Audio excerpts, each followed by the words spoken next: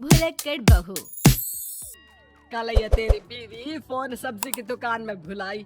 वो तो भला है कि पहले भी 5 बार भूल चुकी है, तो लोगों को पता है कि ये मोबाइल तेरी बीवी का ही है। अरे तो कौन सा आईफोन है जो लोग दबा लेंगे? तो कौड़ी का फोन है, न लाइट चलती है ना आवाज आती है, बस नाम का फोन है ये, नाम का। अरे नाम के फोन पर तू घंटों पंचायत करती है, न जाने क्या काम होता है। अरे कौन से शहर बाजार में तू काम करती है? बहू सास से जीत तो सकती नहीं थी, वहीं से चली जाती है, लेकिन हाँ भूलने की आदत उसकी अब भी रहती है। सुनो, नहाने जा रहा हूँ, ऑफिस के लिए देर हो रही, तो जरा ये शर्ट प्रेस कर देना। और हाँ प्लीज, और कोई शर्ट धुली नहीं है तो थोड़ा ध्यान से करना, ठीक है? अरे हाँ हाँ पता है, हर बात पे सिखाया मत कीजिए। इस घर में शादी करके तो ऐसा लग रहा है कि सामान्य ज्ञान की क्लास ही चलती रहती है, हर वक्त परेशान करके रख दिया है। पति नहाने जाता है और बीवी लग जाती है पति की शर्ट प्रेस करने कि तभी बाहर से आवाज आती है, कोई गरीब साधु को रोटी दे दे। अरे बाबा भूखा खड़ा है तेरे द्वार देवी, बाबा को भिक्षा देकर पुण्य कमा ले देवी। ओहो, ये तो पुण्य की बात है कि बाबा दरवाजे खड़ा है। अब इसकी आवाज सासू माँ को सुनाई नहीं देगी, लेकिन मैं और ये कमरे में हल्के से बात कर ले तो क्या, अरे घूसी चली आती है। चलो पहले बाबा को ये रोटी दे देती हूँ। अब क्या था, रिंकी जाती है बाबा को रोटी देने, लेकिन पीछे छोड़ जाती है पति की शर्ट के ऊपर प्रेस, वो भी गर्मा गर्म। अरे बाबा रोटी तो ले लो, बस ये बता दो कि मेरी किस्मत कब जगेगी। ससुराल में हालात टेबल टेनिस के बॉल की तरह हो गए हैं, कभी कोई इधर फेंकता है तो कभी कोई उधर फेंकता है, कोई इधर मारकर उधर फेंक देता है। समझ में ही नहीं आ रहा कि ये भूलने की आदत कैसे ठीक होगी। कोई उपाय हो तो बता दो ना बाबा। बाबा घर के अंदर देखते हैं तो 1 घंटे बाद टीवी पर गजनी फिल्म शुरू होने वाली होती है। याद है ना, गजनी फिल्म जिसमें आमिर खान को भूलने की बीमारी होती है और वो हर बात को लिख कर याद रखता है। अरे बेटे, हम बाबा हैं, हर किसी सवाल और जीवन में दुख परेशानी का निजात है हमारे पास। तुम एक काम करो, 1 घंटे बाद टेलीविजन के सामने बैठ जाना और जो फिल्म देख रही हो ना देख लेना, तुम्हें तुम्हारे सारे सवालों के जवाब मिल जाएंगे। अलग निरंजन, निकालो खाना, सलाह देने की दक्षिणा भी। अरे बाबा, जीवन से ये वाली समस्या खत्म हो जाए तो समझिए मेरे घर से आपका लंच पैक शुरू, वो भी बिल्कुल फ्री में।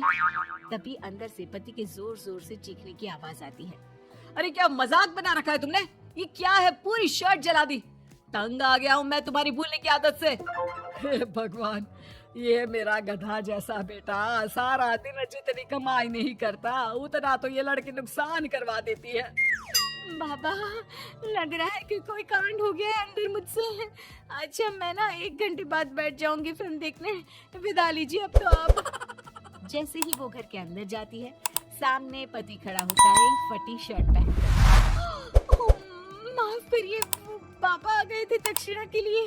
अब कर्म और धर्म का लेखा जोखा भी तो संभालना है ना जीवन में, तभी तो चली गई थी उन्हें रोटी देने।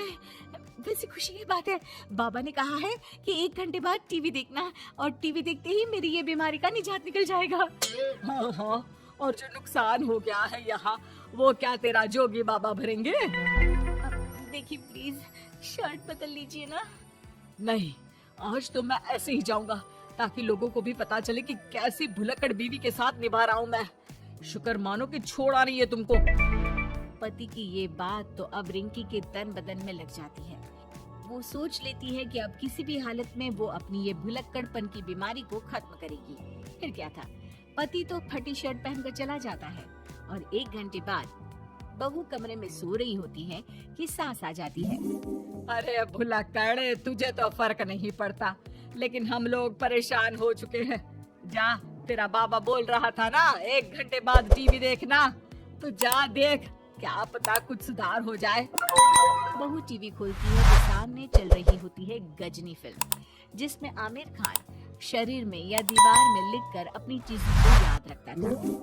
उत्तरी वाह, ये तो सच में बड़ा सही आइडिया है। इससे मुझे याद रहेगा कि क्या करना है और क्या नहीं। अब तो मैं भी सब सीख लिया करूंगी। वो टीवी बंद करके किचन में जाती है कि सास की आवाज आती है। अरे तेरी बुआ सास आ रही है, खाना बना लेना उसके लिए भी। जी माँ जी, बिल्कुल बना लूंगी। और सुन, वो कल वाला जो आटा बचा था ना, उसकी 2 रोटी बुआ सास के लिए बना देना। आटा पड़ा पड़ा खराब ही हो रहा है। बहू फटाफट रोटी बनाती है, लेकिन तभी उसे ध्यान आता है कि बुआ सास की रोटी तो पुराने आटे से बनानी थी। वो पुराना आटा लेकर रोटी बनाकर उस पर पेन से लिख देती है, पुराने आटे की रोटी बुआ जी के लिए। अरे क्या बन रहा है खाने में? भाभी, आपकी बहू की क्या हाल है? भूलने की बीमारी कम हुई या ऐसे ही तबाही मचा रखी है? अरे क्या बताए, अब आज किसी बाबा से उपाय पता है, देखो जरा। भाभी, ये आप ही हो जो संभाल रही हो ऐसी बहू। हम लोगों से तो पता नहीं हो पाता या नहीं। तभी वहाँ बहू आ जाती है। हाँ, तभी तो मैं इनकी बहू हूँ, आपकी नहीं। वैसे मैंने तोड़ निकाल लिया है। अब क्या था, बुआ सास जैसे ही खाना खाने बैठती है कि सास बोल पड़ती है। बहू, याद तो होगा नहीं जो बोला था? याद करो, बुआ के लिए कौन सी रोटी बनानी है, कहा था ना मैंने। सब याद है, सब कुछ, ये लीजिए। लेकिन जैसे ही बुआ सास की रोटी उनकी प्लेट में आती है, जोर से चिल्लाने लगती है। अच्छा, तो ये टोटका बताया है तेरे बाबा ने, जो कुछ भूलो लिख लो, क्यों? बहू को लगता है कि बुआ सास तारीफ कर रही है।